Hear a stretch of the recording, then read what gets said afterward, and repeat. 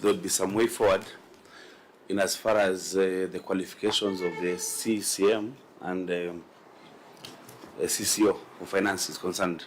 Do you think you want to make some guideline or some direction, because they are not qualified? I think we need expert people, either the CCM or the CCO, one of those two. I don't know. Senator Maruma, I'm very convinced that we need to make that amendment, because when I look at the job description of a CEC Finance and Chief Officer Finance in the PFM Act and regulations, those are extremely important positions in county governments. They are very important. And I think we must give way for merit. We must give way for professionalism. There is no requirement in law, but Senator, I think I want to agree with you. From my experience sitting on this chair for this while, because a county attorney to advise you ought to be a member of the Law Society of Kenya. The CEC Finance, who advises you on fiscal matters, also needs to be of a relevant profession. Your chief officer, who is the accounting officer, a very, very powerful role. Even if you want to put a friend, look for a friend with the right qualification.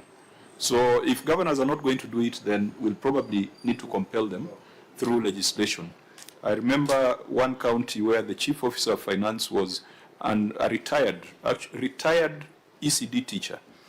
So he has already retired, and he has spent all his professional life at the early childhood stage.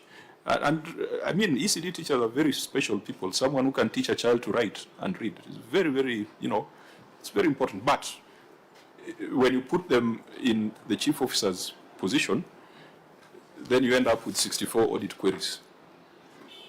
These are the results. So, Senator, I do agree. We need to push for that recommendation. Now, Auditor General, let's then adopt the other issues that you have resolved. What's the next one? It's 5.3. That is page 18 on the summary. 5.3. Overpayment for printing and supply of assorted materials. There was an overpayment, and then the S13s and S11s were not provided for audit. Has that now been provided? Yes, Chair, this has been provided. Yeah, so the same frustration we had in the others. So you can adopt that. Which other one? Page 22. So, for example, 5.4, that comes after. 5.4, in terms of recommendation, we must refer this to the County Assembly for verification. These roads, Road 1 all the way to Road 11, culverts not installed, only 0.4 kilometer was gravelled, 1.6 was opened, graded but not gravelled. Even though, honourable members, I suspect this could form part of what you call ward-based projects in counties. So are the MCAs the right people to oversight this kind of shoddy work when it comes to road construction? That is a question we must ask ourselves. Now, and even Chair, given that this was not tarmac, and this is 2023, do we still have the roads there now, or they've been washed away, given that it rains every day in Kisii? Teacher, that's actually the issue. And I think it's not just for Kisii, even for places like Kitui where it doesn't rain a lot. This issue of roads, we must find a way of dealing with oversight responsibilities for roads construction. Because, Chair, this is what happens. A tender is issued today for construction of a road. It is done.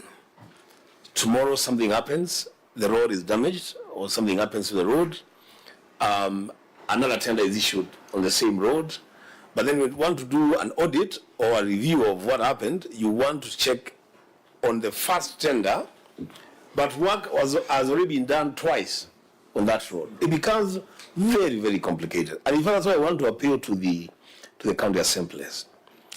Some of these things could form the basis of their primary oversight roles, that these roads constructions, especially by county governments, if they could be looked into within a financial year or even in 6 months' time, that would make a lot more sense than having now to go to check a road in Kisii 2 years after the fact, and the road has been worked on twice the same project. I thank you, Chair. Actually, this is, Governor, this is what is causing us problems with the National Assembly on the road maintenance levy fund. You're aware that this Thursday, the Senate will be considering its version of the additional allocations bill.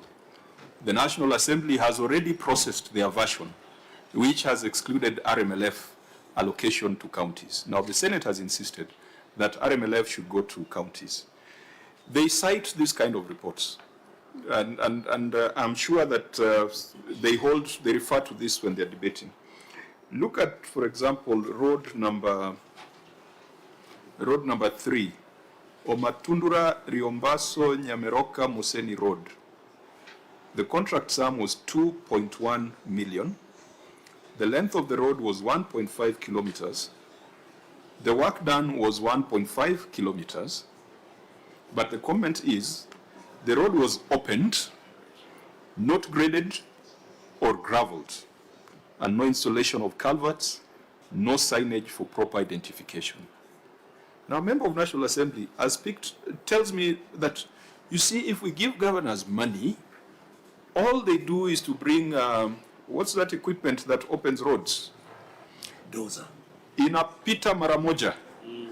Hakuna, there's no grading, there's no graveling, inapita mara moja, and then it is reported that the road has been done. This is a perfect evidence for the members of National Assembly to say that road maintenance levy fund should not go to county governments. And I know they could be wrong in many other counties. In some counties I've seen where the governors are doing a splendid job. But this is not neat, Governor. Chair, allow me, because you have read, that's the query from the auditor. But the response, Chair, there, this road even, it was, actually if you read, the road was terminated due to the contractor's failure to adhere to the contractual obligation.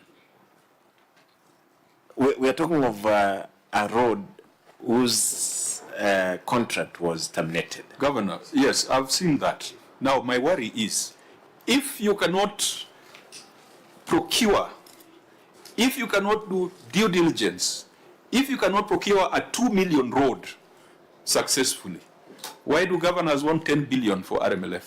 That's what the members of National Assembly are saying. A 2 million road? So when you terminate a 2 million road, what does that mean? You know, what did the procurement people do before arriving at that person to be the one to do the job? Chair. I am sharing with you very real, very live comments, and this is coming up on Thursday. And I know that the Council of Governors has promised that they're going to do a march to the Senate so that the Senate can stand with counties on the issue of RMLF. But someone else will plaque this page as evidence that counties are perhaps not capable of managing small things, Chair. like 2 million roads. Chair. Let's hear from Senator Onyonka, then you may respond. Governor, the question I think that is important is this. And normally if I want to know what we are dealing with, I go to what the auditor is saying. The auditor says this fellow was paid. Is that right? Sure, we have provided the contract sum, Yes. but we have also pointed out in terms of the status. Yes. So here is about the value of 2.4 million, Yes. but there's some work which has already not been done. Yeah. No, So he's asking whether this... the money was paid.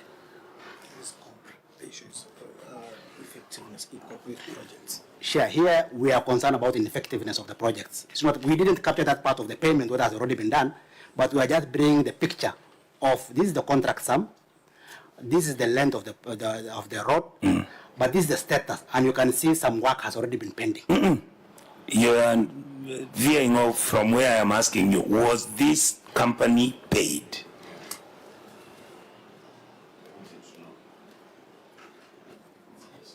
Because if they were not paid, then your query doesn't hold any water. Yeah, because if you query it at this level, we don't know if the contractor is still going on. Maybe the contractor. You see where I'm confused. To do the other part, that is Help me. installation of the culverts, they could still do it. Put in the sign. In other words, Chair, what the senator is asking is a loss of money. Thank you. You see, Auditor, let me help you. In your query, the contracts were awarded in December 2023. They were to run for 24 weeks, isn't it? So by the time you're doing the audit, the contract duration had lapsed. The only thing you missed was just to indicate whether the payments were made. I think that would have been very useful information. Yes. But in whatever the case, if this is a report that is coming up in September, 30th of September, those contracts ought to have been concluded way back in which month? June? June. They were to run for 24 weeks. 24 weeks is 6 months. So they ought to have been concluded by June, ideally. By the time you're doing your audit, they ought to have been paid. So I wish we had that column on whether payment was made. So, Governor, when you said it's terminated, Chair, there is no payment. There is no payment was done to these contractors. And I'm happy that Senator Onyonka was asking about, was there any payment made? So There is no it means payment. that the roads in Bonchari ward, Bonchari sub-county, Yes. the lot 2 roads, even basically bus. they were not done. They were not done because of the reasons you have given there. So, Chair, no, Chair, they then were in that case, then maybe the governor should tell us, because when you look at the responses, the management responses, it's actually a generic. It's just one Copy paste. copy paste from number 1 to number 10. In terms of image, then what does this say about the department? That you have issued 10 roads, perhaps to 10 different contractors who have no capacity to even begin the works, and you have got to terminate the contracts.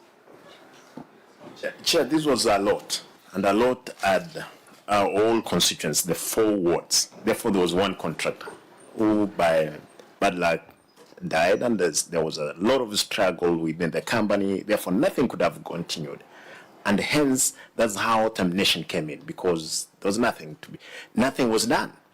He had opened some of the roads as observed by the OAG, but we could not pay because that not met the threshold of procurement as they were. Again, if we'd have paid, you will be told you paid for unfinished works. Therefore, we did not pay any penny. So it was one contractor for all the roads. Yes, in the 4 wards, because it was an open tender, Chair. Senator Maru? Chair, can I?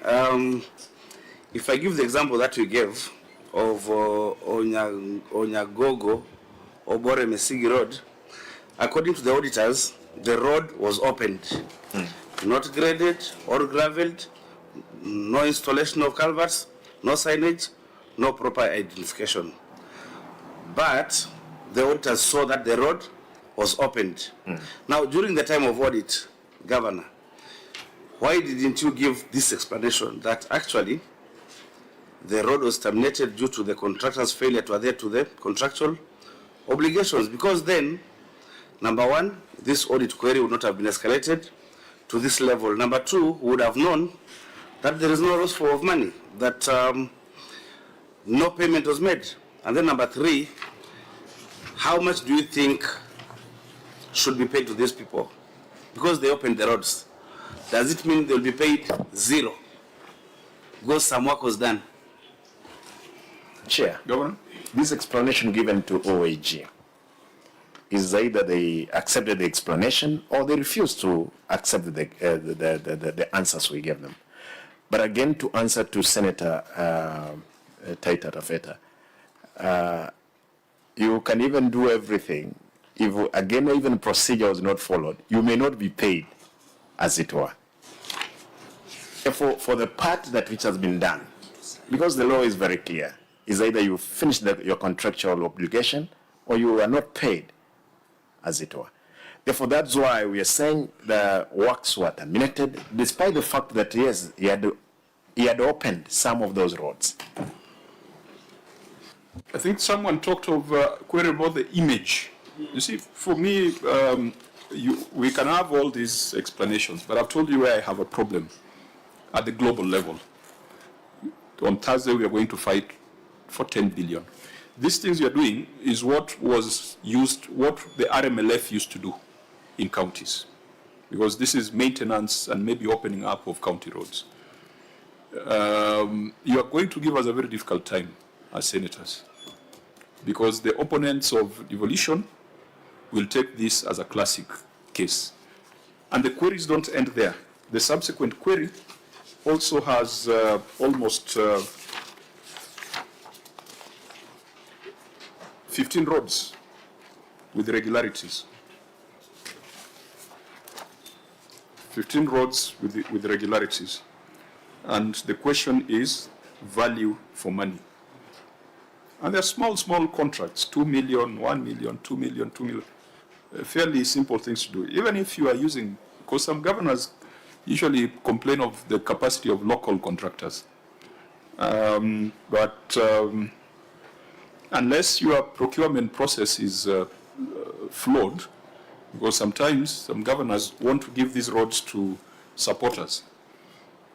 So you find someone has been your boy over the years, and you can't employ him because you have overemployed, so you give him a road to do.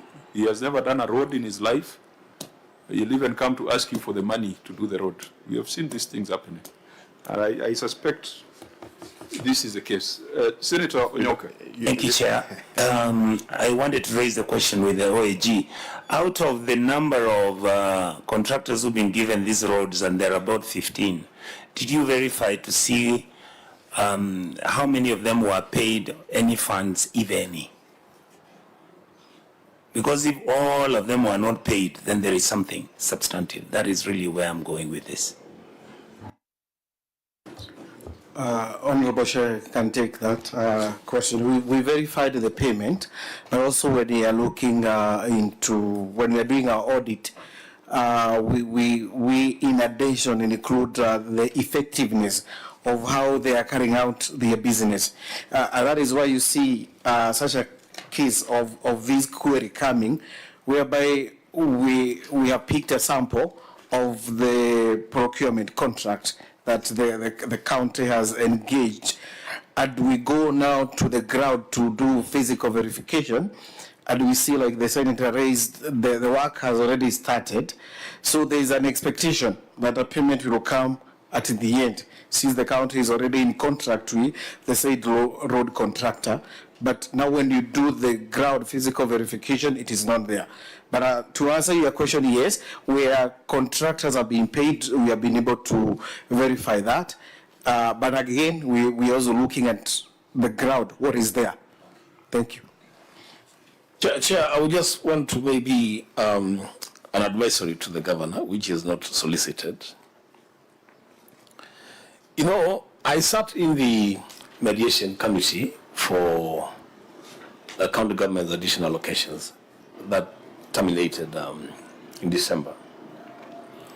And this fight for the 10 billion shillings that should come to counties is a real serious fight. And what members of the National Assembly are saying, and they are really standing very firm on it, is that even if you give governors this money, they have no capacity to even deal with this money. They will not be able to utilize this money.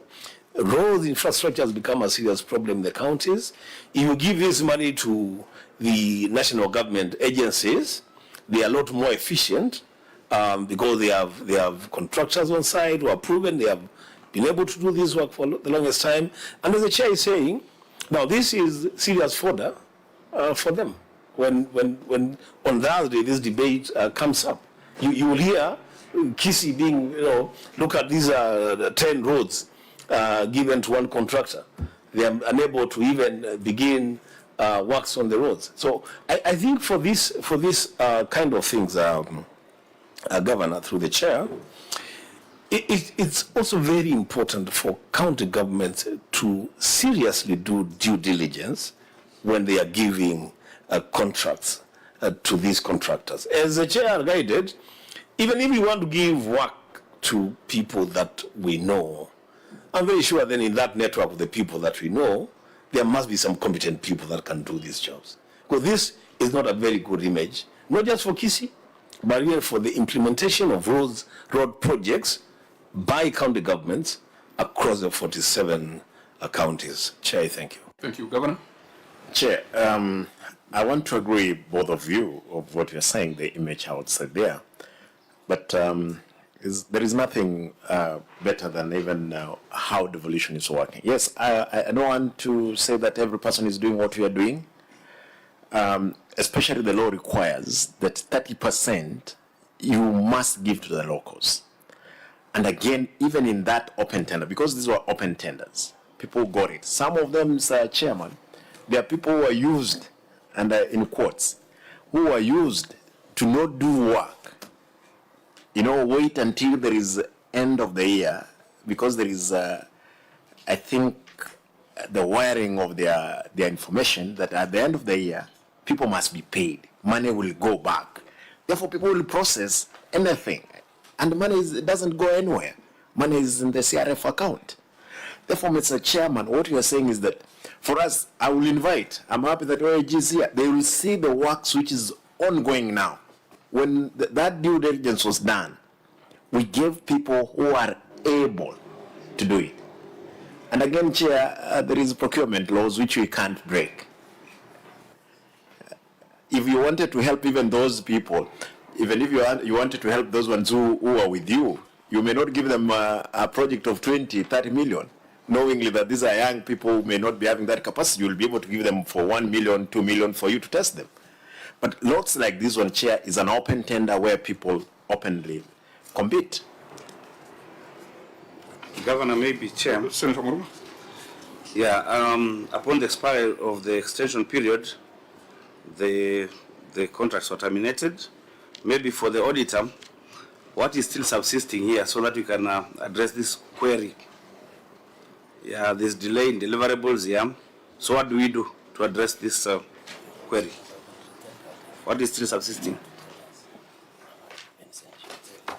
Yeah, thank you, Chair. Through the Chair. Of course, if the issue is incomplete projects and the management has responded in terms of termination because of the deliverables that has not been delivered by the contractors, then it means the next phase is just to retender it again so that the roads can be done.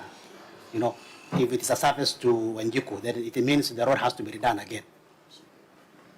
Yeah, and I think on our part, if we succeed in fighting for RMLF to go to counties, we are going to insist on very strict accountability framework, because it's a Kenya Roads Board that was doing the accountability.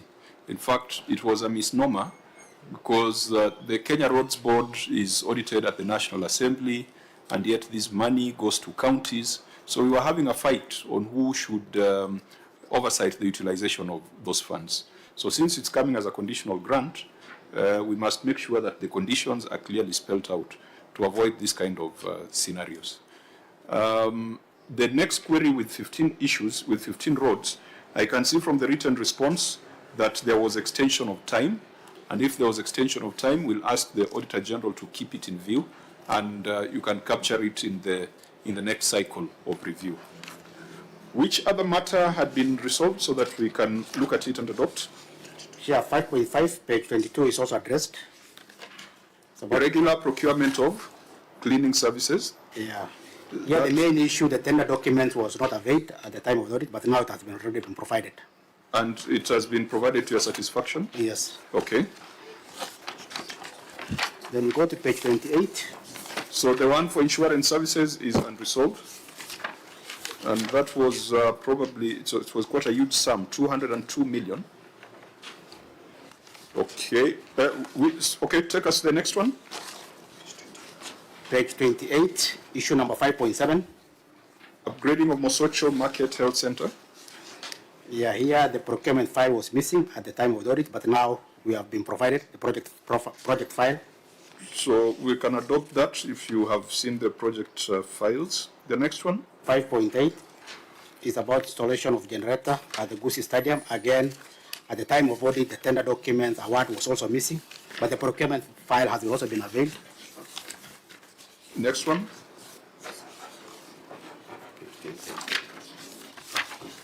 Sure, those are the areas that have already been addressed. I think the other ones are unresolved. The other ones are unresolved. Yeah.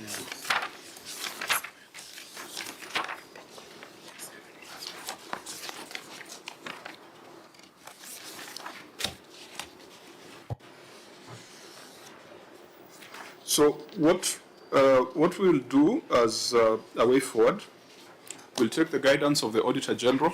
The issues that the auditor has cleared, we have looked at, agreed with the auditor, and adopted them. The residual issues, we will take the written submissions, but it will be very difficult for this committee to mark them as resolved if the auditor is not satisfied.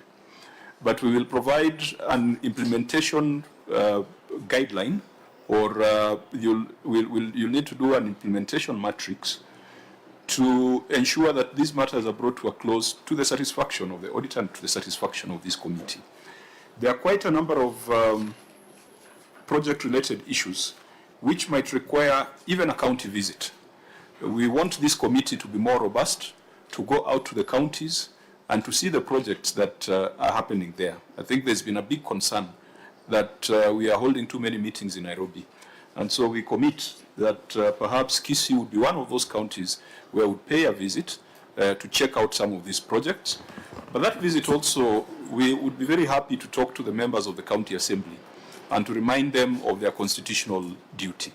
A lot of the things we have looked at here could have been dealt with at the county assembly level. We'd be happy to meet your audit committee, find out what they're doing, so that they can filter quite a lot of things from coming all the way to the Senate. I think that was our earlier agreement on the way forward, because if you are to go through all the 54 issues, there are 54 paragraphs on this report that are marked as unresolved. So we just picked a few that were relevant for our consideration, but at least we have adopted the ones that the Auditor General has cleared. Honorable members, any... Chair. Sorry, for avoidance of doubt, that also applies to the receiver of revenue report. The receiver of revenue report, I think there could be about 3 or 4 issues outstanding? But the rest have been resolved or partially addressed. The CRF also, there could be 1 or 2 issues pending, but will be guided by the Auditor General. And the reason why we must do this is for us to be able to report to the Senate before the 31st of March. And thereafter, the Senate may recommend that the appropriate action be for us to visit the county, or the appropriate action might be for us to do an implementation follow-up. Senator Dulo. Chair, I just wanted to know from auditors, it looks like there are so many queries that are not answered. Just for the purpose of report writing, what are the real issues? Is it non-production of the documents? Or what are the challenges that you have faced that made you not to look at those issues, or rather not resolved? Thank you. Auditor. Thank you, through the chair. I think there are arrays of issues that probably that has posed in terms of issues outstanding. One of them, I think, as the chair, you have really emphasized about internal controls, and I think which the management has also taken that they need to build up in terms of internal controls. Once you have a very good, strong internal control, some of the issues can be addressed. 2 is in terms of the documentations. I think we really request the county government normally when we have a process of the audit, and which normally have start from the entry meeting, we give you the management letter, we have an exit meeting, we give a draft audit reports. At that point is a level of interactions with us, with the clients. And it will be a very good opportunity for the clients to avail some of this information. As you see, there are a number of documents which has already been availed, but if some of these documents will be availed during the audit process, then probably the issues may be fewer, and it could be maybe high-level issues that we can able to bring. Even for us as an audit, for us to add value, we'll be able to bring the high-level issues rather than more of a document that has not been provided, so that we can add the value. But it depends on the cooperation of the clients in terms of processes, in terms of record keepings, and in terms of the support of the audit process, so that some of the things can also be handled. But that's our input in terms of an audit. I think out of this, the Governor, you have committed that you will be involved in the entry and exit meetings. You have committed that you will take administrative action on your officers who did not provide documents at the time of audit. You have committed to establishment of the audit committee. I think you gave us 21 days as a timeline. You have committed on the County Public Service Board. So, Senator Dulo, when we started the meeting, we had a very long conversation on institutions of governance in Kisii and the fact that they're not functioning. They're not doing what they're supposed to do.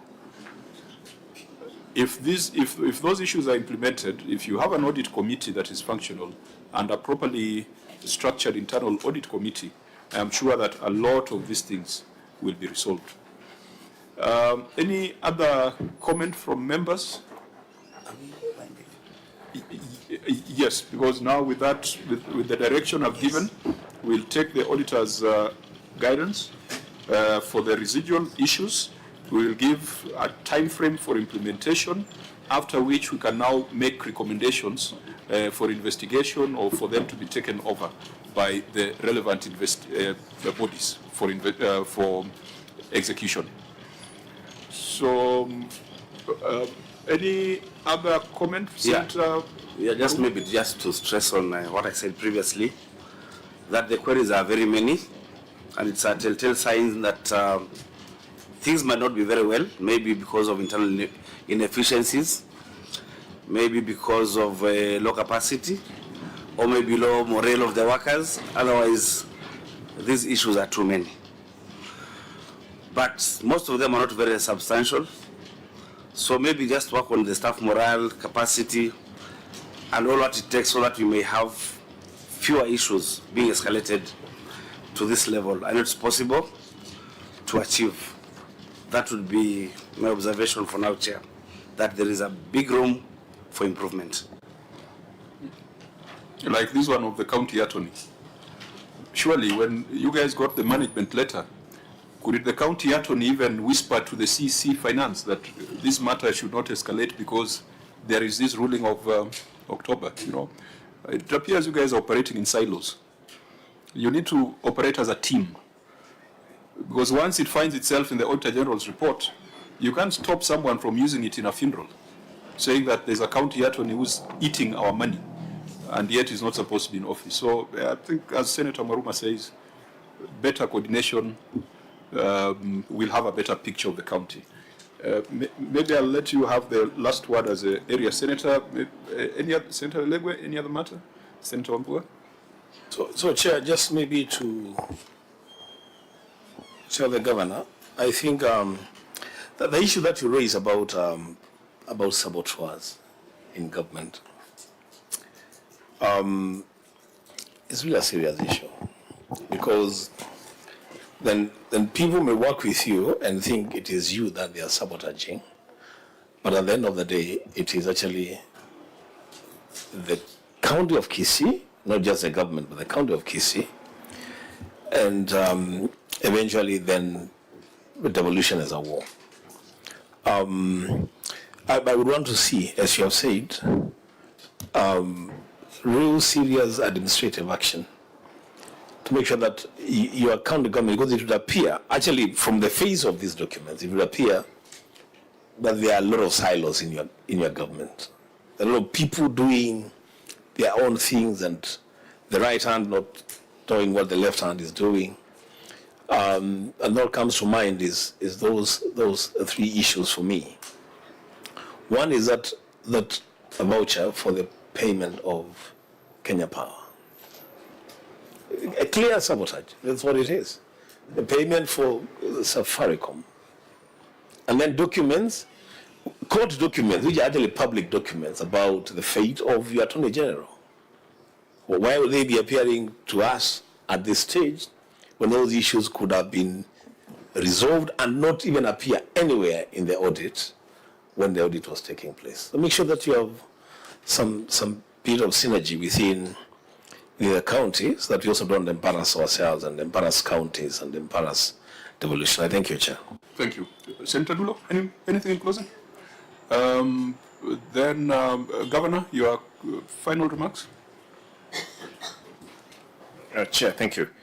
I want to appreciate we're on learning every day. I'm sure you guys, as a Senate, you have been having governors before you.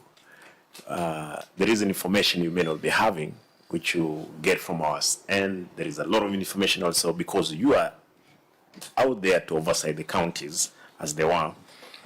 We appreciate the role that you are playing. We want to thank you for the fight you put for the monies which are supposed to be going to the counties. Yes, there will be one or two elements in the 47 counties, but that cannot kill devolution.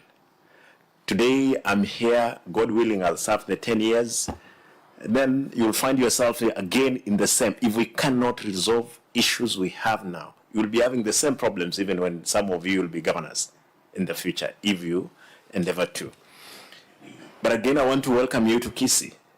There are big projects that we are doing, and some of them they've been carried out by the Auditor General's observation, you will realize. So that again, Auditor General, you don't happen to be like a police officer only this. You need to be able again to guide on what exactly is supposed to be done. And I want to plead with the OAG, because a number of responses we gave you, those were very genuine. Unless you had a bone to pick with us, you didn't want to accept. That's because these are straightforward things. Even yourself, you'll be able to see these are issues which have been done, unless one or two things, and I undertake in the future, in all your meetings, I request, because Homa Bay and Kisii, they're just neighbors and they're very close, they're within 30 minutes. Even if you were to come and tell me, Governor, these people of yours, they have not provided this information we've asked for. We ask that particular officer there and then.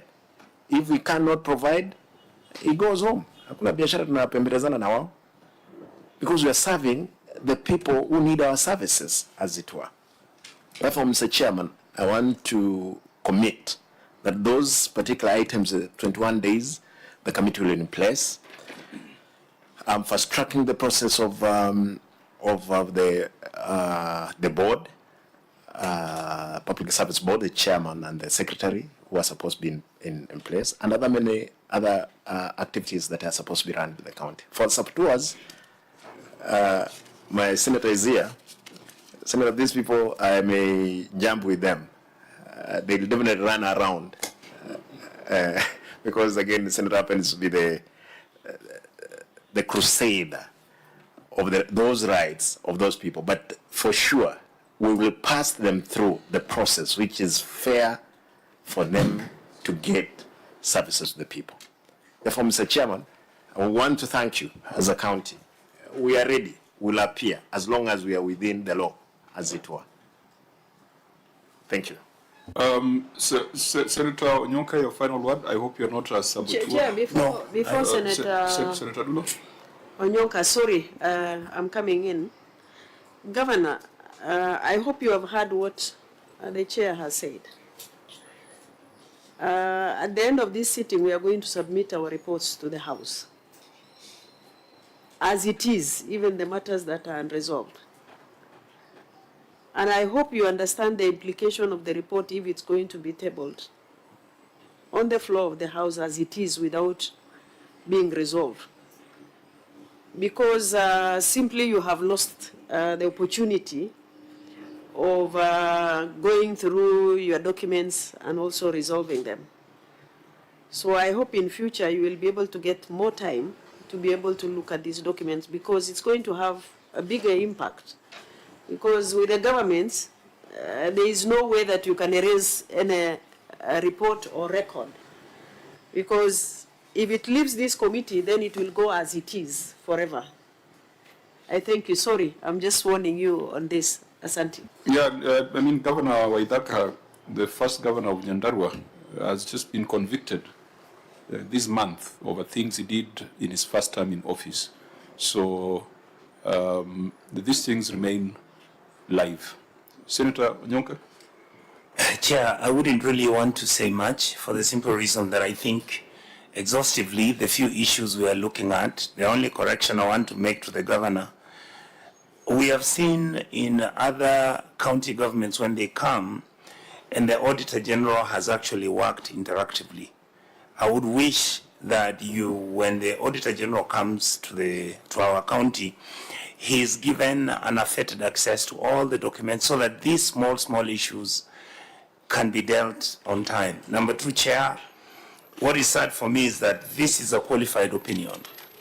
In your books, you now have a qualified opinion, which means we are actually at risk of even not getting donor funding for the simple reason that this audit already has raised issues and very substantive issues. The matters we have dealt here, and I know that the public, most likely all Kenyans, are interested to know what did we look at. We looked at the very basic issues, the first 10, and we have looked at them and looked at. There is another 52 coming, which we'll be responding to.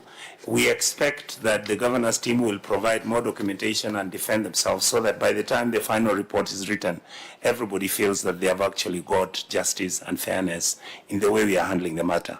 Otherwise, thank you, all of you. Chair, I am happy. I previously worked in this committee. I'm no longer here, but I will be a friend of the committee constantly, and I'm happy that this committee is doing an excellent job for all of you who are here.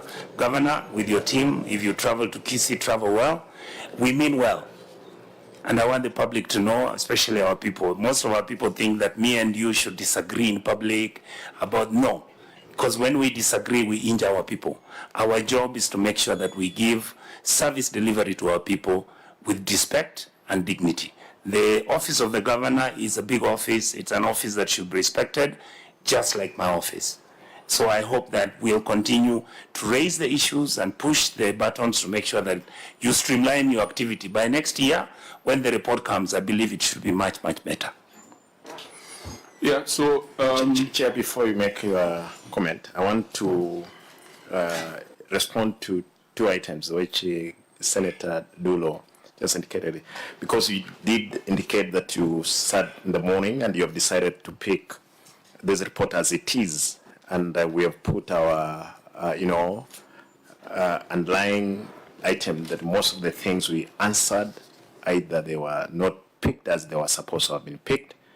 Therefore, that should go into record that indeed we gave information to a number of the items to OAG, and from our interaction, you have seen it. Number two, this is not a qualified opinion. It's actually adverse. It's the other way around. It's not adverse, it's a qualified opinion. Therefore, what we want to say is that, as my senator just indicated, going forward, you can be assured of good working relationship, as it were. That public perception is important for us to manage it, as it were. Thank you.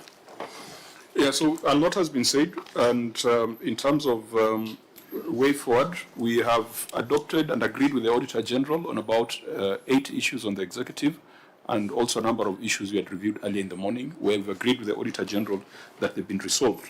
But there are still about 54 issues that remain unresolved, and we will have to figure out a way of ensuring that there is implementation, find a way of sharing duties with the county assembly. There are some things we'd want the county assembly to follow up because it is within their mandate, and there are some things that the Senate can follow up with a view to policy and legislative amendments or referral to the relevant agencies. But we'll present our report to the House, and the House will give us directions on appropriate action, which could include visiting the county, or it could include calling the county back to provide an implementation status update. Of course, nothing stops any agency or any entity from looking at the contents of this report and taking whatever action that they ought to take. But Governor, I will repeat this, set your audit committee, empower your internal audit function so that we do not have all this dirty linen